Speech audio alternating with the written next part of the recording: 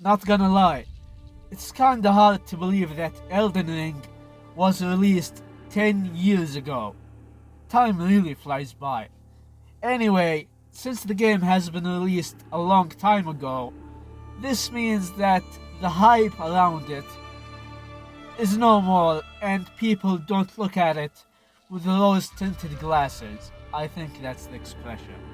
Which means I can say whatever the fuck I want. And what I wanted to say about this game is it's amazing. It's almost a masterpiece. And it's one of my favorite games of all time. I love it.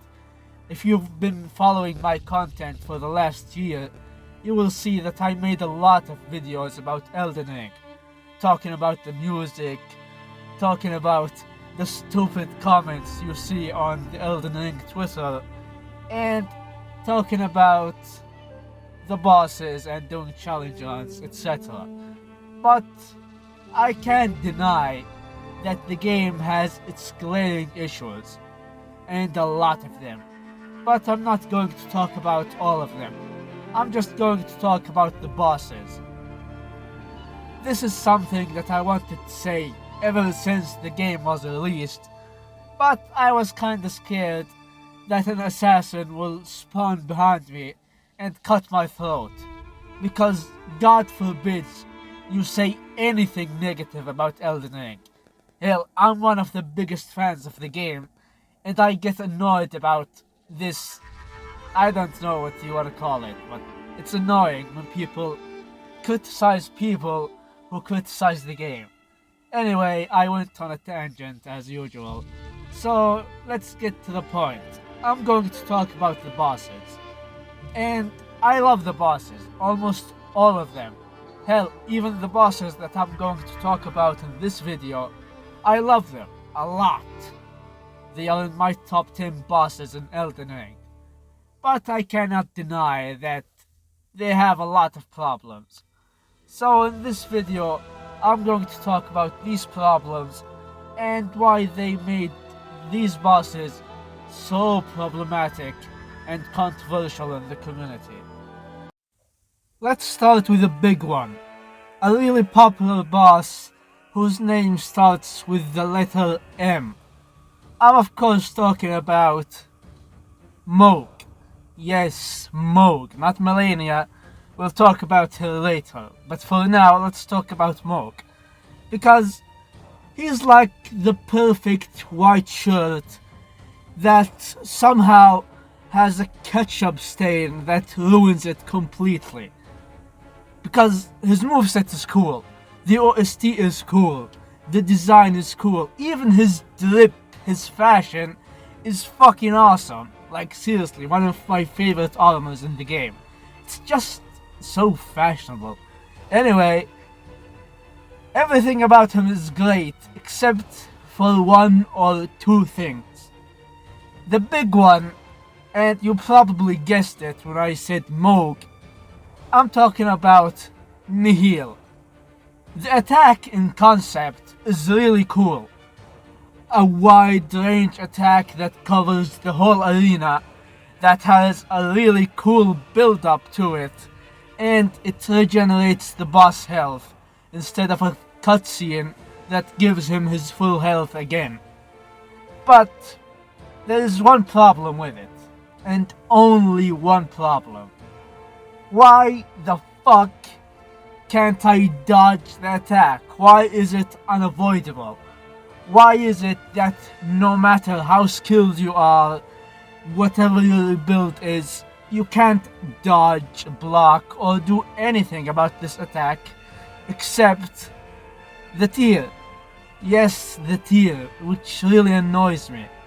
Because you cannot convince me that you, my dear viewer, found the tear on your first playthrough without googling it or seeing someone talk about it on Twitter or Reddit. Hell, I didn't know about the tear except on my second playthrough. On my first playthrough I just had to chug my Estus, and that's it. Now, the tear in concept is also really cool. But the way they implemented it is kinda annoying, because the attack is unavoidable, which is really frustrating, and the tear is like a necessity for this attack, for this one fight. They could have fixed this by making the attack avoidable and made it so the tear makes him doesn't heal his health or nerfs the heal of his attack, and that's it. Or maybe protects you completely so you can attack him freely without dodging or applying your buffs or doing your stats elements.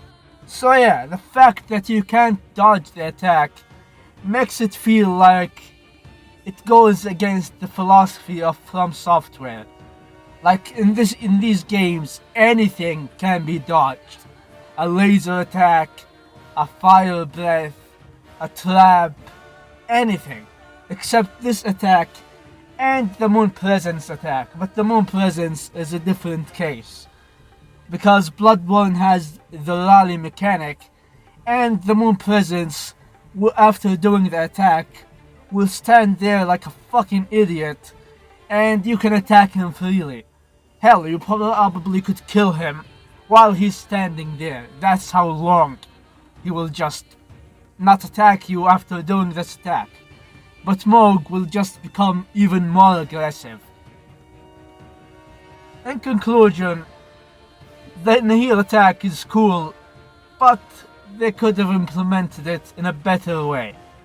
Also, a side note, which is something that kinda annoys me, but not that much, the fact that Morg's trident will now spew blood all over the place, making it really like a lava thing. You know, the ground is lava, you don't have enough space to attack or go anywhere. But that's a minor thing. The Nihil is my real problem. Now we talk about Malenia. And I like Malenia. As I said in the beginning, I like most bosses, well, not most, all of the bosses in this video. But like Morg, Malenia also has one big problem that annoys the shit out of me. And no, I'm not gonna talk about Waterfowl. I think this move is cool. And I'm not gonna talk about the high damage. I mean, she has the most runes. She gives you the most runes in the game. And she's kind of a secret boss. So it's understandable that she does high damage. But, and this is a big but, and something that I don't understand why it's here, is her health regeneration. Upon hit. Not just normal health regeneration, no. She hits you and gains her health back. Now in concept, again, this is cool. She's the goddess of rot, and her rot will just take your health away. It's like a parasite thing. But what I don't understand is why it has to be on hit. And you can block, she will still regenerate her health. No matter what you do, if you get hit, she will regenerate her health. It's a small regeneration, but she's fast and does a fuck ton of damage. So you can see how this is a big problem. And what annoys me more about this health regen is the fact that her Great Rune does not work like this. Her Great Rune is like the rally mechanic in Bloodborne. You get hit, you have a window in which you can hit the enemy back and get your health. But no, Malenia does not give a fuck about her Great Rune. She does not care. Like, yeah, this is for you, you fucking peasant. You need to get hit and then hit them back. But she doesn't have to do this. Which is really annoying. Like, why couldn't her attack or her mechanic work like her Great Rune? Like, why? It doesn't make sense. Hell, you can make it so that if she hits you a lot, she regenerates. And if she hits you after you hit her, she also regenerates health. But to make it so that she can regenerate health on hit no matter what, that seems like bullshit to me. So yeah, this is my problem with her. Other than that, I love her.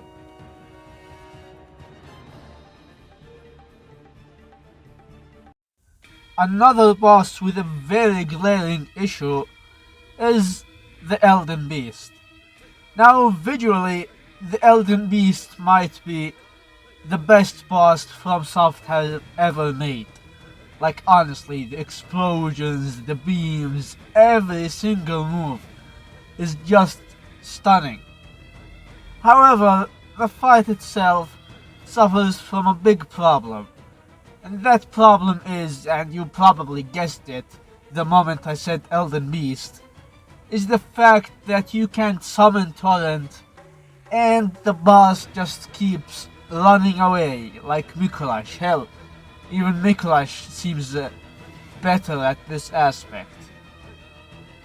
Which, this could be solved with a very simple fix, and that is, make a summon Torrent. It just makes sense in every aspect. It makes sense in terms of gameplay because this will make you catch up to him fast.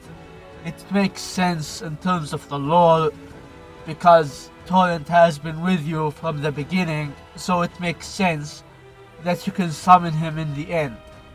This is one big problem with Torrent. He just feels like he's a non-factor. Like, the game sometimes try to do the "oh, Torrent is important," but when you look at it, he's only important in terms of gameplay, but not very much in terms of the story. So yeah, make a summon Torrent. Other than that, the Elden Beast is kinda fun. And the final boss that I'm going to talk about in this video, and probably the most problematic, and the one that everyone agrees that this boss is a piece of shit, is the Shitskin Duo.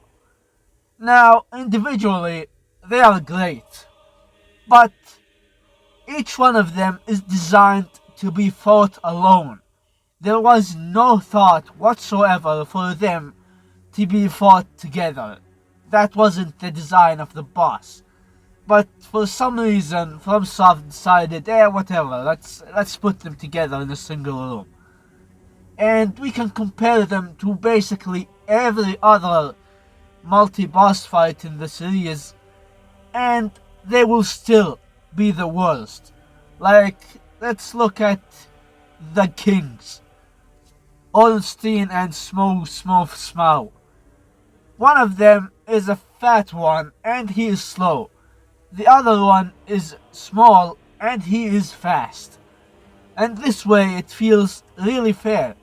You even have the pillars to divide them and basically take them one-on-one. And you can also look at the Four Kings.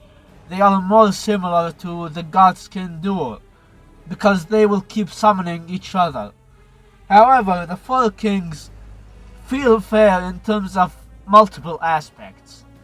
They won't attack you all at once, only one will attack you, and occasionally, and very rarely, another one will attack you. Also, the Four Kings have this mechanic where if you are close to them, their attacks will not deal as much damage. But the Godskin Duo, they don't care. Their attacks will always be high damaging. And they can input read your attacks and your healing and basically anything you do. Another boss that we can also compare to the Shitskin Duo is the Shadows of Yharnam. There is 3 of them, yet I've never seen anyone say that they are unfair and that their moveset is bullshit, etc. People will only complain about the fact that there is 3 of them. One of them only has a melee weapon and he is very aggressive. Another one has melee and ranged attacks, so he's in the middle. And the third one is a wizard. He will only shoot fire at you. He doesn't really attack you with his weapon. So yeah, the Godskin duo and basically most of the duo bosses in Elden Ring feel like bullshit because each one is designed to be fought alone, but FromSoft just combined them and see if the shit sticks on the wall, etc. I don't know what I'm saying right now. Now the idea in terms of the lore is cool. The Godskins gathered themselves and went to kill Malekith to get his death, his what's it called? Destined death. Even though they will get thrashed by Malekith, the idea is still cool, but they could have executed it in a better way. For example, you could have fought the Godskin Champion, a very unique boss with his own moveset and his own phases and his own OST, and completely unique in terms of the lore and everything. And they could have given him the Godslayer blade. Like, I still don't get why it's hidden inside Radahn's tower, the one where you get Radahn's Great Rune. It doesn't really make any sense. They could have given it this boss and you could get the blade from him. But no, they had... well, I mean, game design is difficult. But still, I'm sure FromSoft could have pulled it off. Okay, we now come to the end of the video. Tell me in the comments if you agree or disagree with the things I said in this video. I'm sure that a lot of people will disagree with me on the things I said about Mohg and Nihil. And like I said in that intro, I think the attack is cool, but I also think that FromSoft could have done it in a better way. Also, tell me in the comments if you have other problems with other bosses. And that's it for me. Thank you guys for watching. Don't forget to like, subscribe, and all of the other stuff. And see you in the next video. Bye.